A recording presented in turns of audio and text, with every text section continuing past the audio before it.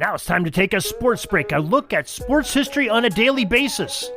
Hello, my friends of sports history. This is Darren Hayes of JerseyDispatch.com. Welcome once again to the Pig Pen, your place for all things great in sports history, and welcome to your sports break for November 18th, where we will talk about some of the greatest events in sports, the athletes that performed them, uniform numbers that they wore.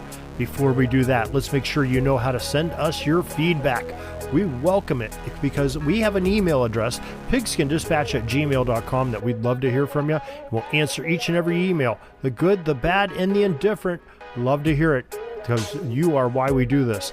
Now let's get to those jersey numbers that we're going to talk about for November 18th. And those numbers are 42, 5, 32, 20, 16, 31, 21, 8, 45, and number 9. Let's start it off. November 18th, in 1949, the National League batting leader, Jackie Robinson, who batted .342 that season, wore the number 42 of the Brooklyn Dodgers, while he ended up winning the National League Most Valuable Player Award, and very deservedly so.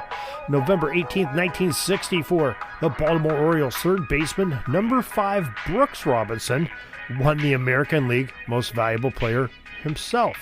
Now, then we have a little bit of less happy news. November 18th, 1966, it was the end of an era as pitcher Sandy Koufax, number 32, the dominant hurler of the Los Angeles Dodgers, announced that he was retiring from baseball due to an arthritic left elbow that was just preventing him from, being pain-free when he threw the ball.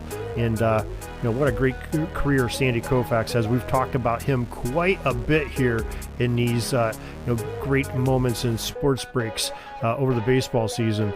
There was quite a bit of history made by number 32 in Dodger Blue.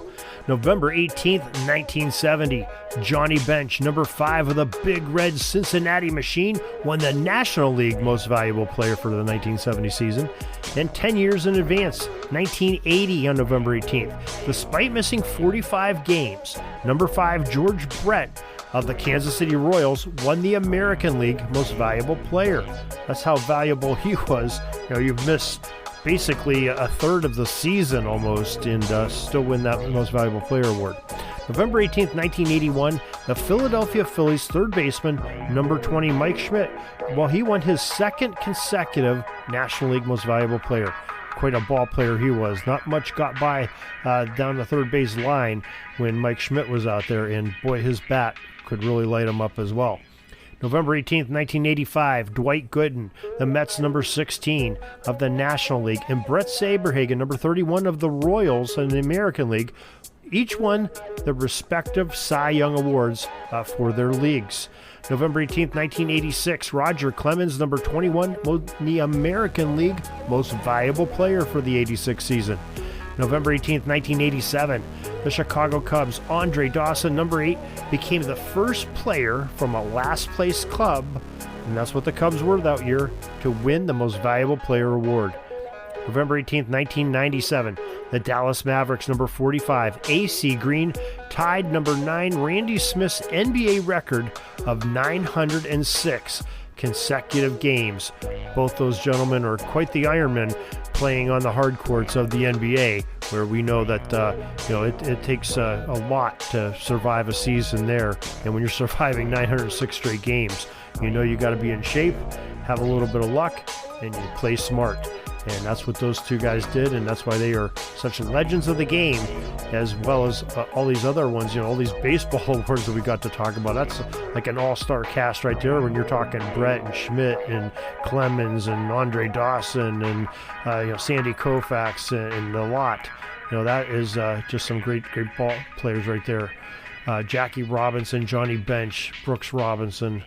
Amazing players, and that's why they won the Most Valuable Player and Cy Young Awards that they did in their respective seasons. So we do this every day. We talk about sports history, talk about these great uniform numbers and how they pertain to the day. So join us each day for a sports break here at your favorite podcast provider on sportshistorynetwork.com or on jerseydispatch.com. Till tomorrow, everybody, have a great sports history day. Sorry, but my pitching coach just called timeout and he's coming out to the mound. I think I'm going to get yanked for reliever. We'll see you back tomorrow for some more great sports history on Sports Jersey Dispatch Podcast. We invite you to check out our websites, jerseydispatch.com and pigskindispatch.com. Not only see the daily sports history, but to experience the preservation of great events and people that play the games. Find us on Pigskin Dispatch. It's also on social media outlets of Facebook, Twitter, Instagram, and don't forget the Pigskin Dispatch YouTube channel. Get all your daily sports history. Pigskin Dispatch is happy to be associated with the Sports History Network, the sports headquarters of yesteryear, found at sportshistorynetwork.com. This podcast is part of the Sports History Network, your headquarters for the yesteryear of your favorite sport. You can learn more at sportshistorynetwork.com.